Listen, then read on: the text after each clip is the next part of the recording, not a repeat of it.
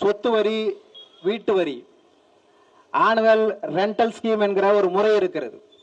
இந்த முறையை திராவிட முன்னேற்ற கழக அரசு பின்பற்றாமல் தான் தோன்றித்தனமாக 100%இருந்து 150% உயர்த்தி இருக்கிறது. ஒரு குடிகளுடைய அடிப்படை உரிமைகளை பறிக்கிறது திராவிட முன்னேற்ற கழக அரசு என்பதை பொதுவெளியில் உணர்த்துவதற்காகத்தான் நாம் தமிழர் கட்சி இந்த கண்டன ஆர்ப்பாட்டத்தை முன்னெடுத்திருக்கிறது.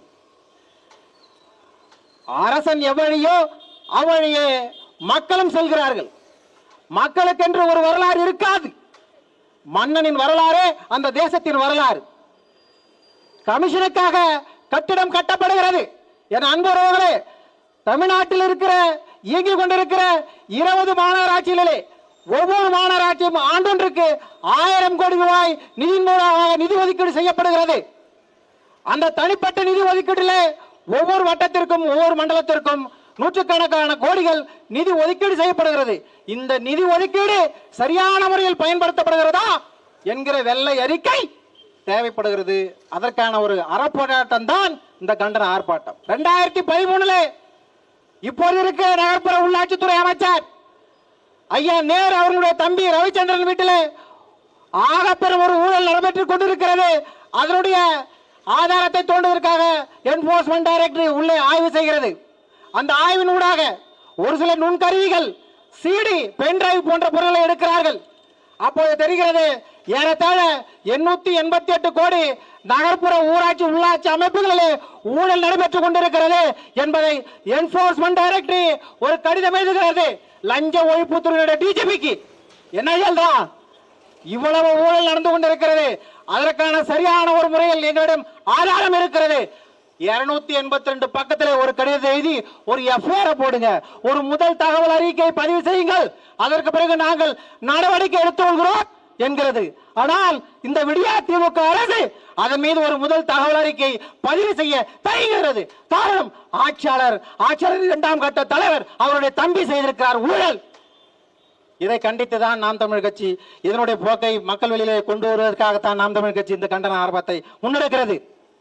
ஊரக உள்ளாட்சித்துறை, நகர்ப்புற உள்ளாட்சித்துறை, குடிநீர் வடிகால் அமைப்புத்துறை, இந்த போன்ற துறைகளிலே பல்வேறு பல்லாயிரக்கணக்கான கோடிகள் ஊழல் நடைபெற்றுக் கொண்டிருக்கிறது.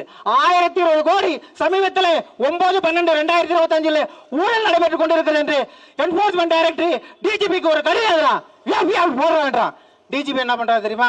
நெஞ்சுவலின்னு போயிட்டு மருத்துவமனையில் படுத்துறாரு. நாங்க என்ன பண்றோம் தெரியுமா? இந்த தொழிற்சங்கத்தினுடைய தானி ஓட்டுநருடைய தொழிற்சங்கத்தினுடைய அவருடைய வாழ்வாரத்தை மேம்படுத்துவதற்காக இந்த தாம்பரம் அரசு மருத்துவமனைக்கு அருகாமையில ஒரு தொழிற்சங்கத்தினுடைய அமைப்பை ஏற்படுத்தி நாங்க ஏதாவது வைத்து பழப்பு செஞ்சிருக்கோம் பண்ணா எங்களை உடனடியாக முதல் தகவல் அறிக்கை பதிவு செய்து ஒரு 5,000 பேர் மேல கேச போட்டு விட்டான். புரியுதுங்களா? அடிப்படை என் அன்பான உறவுகளே, அரசியலமைப்பு சட்டம் கொடுக்கிற குடிகளுக்கு கொடுக்கிற உரிமைகளை பாதுகாப்புதான் அரசியல் அமைப்பினுடைய வேலையும் அந்த அடிப்படையில் இருக்கிற காவல்துறையுடைய அடிப்படை வேலையும். ஆனால் காவல்துறை என்ன செய்து கொண்டிருக்கிறது? அடியான குடியான மக்களின் வாழ்வாதாரத்தை பறிக்கின்றவர்களே வழக்கை தொடுக்குகிறது. நாங்கள் தினந்தோறும் நீதிமன்றம் சென்று வருவோமா?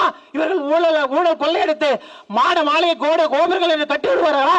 இதுதான் ஜனநாயகமா? இந்த ஜனநாயக போக்கு எடுத்துதான் இந்த கண்டன ஆர்ப்பாட்டத்தை நான் முன்னெடுத்துக் கொண்டிருக்கிறோம்.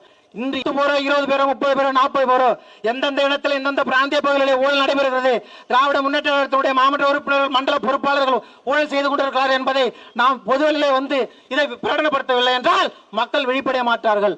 மக்களாட்சி எப்படி நடைபெறும்? மக்களை தன்னுரிமையாக மக்களிடத்தில் விழிப்புணர்வு வைப்பதுதான் மக்களாட்சிக்கான அடிப்படை தத்துவம் என்று பெர்னாண்டோ சொல்றார். மக்களை விழிப்புணர்வு செய்யவில்லை என்றால் மக்களாட்சி மலராது.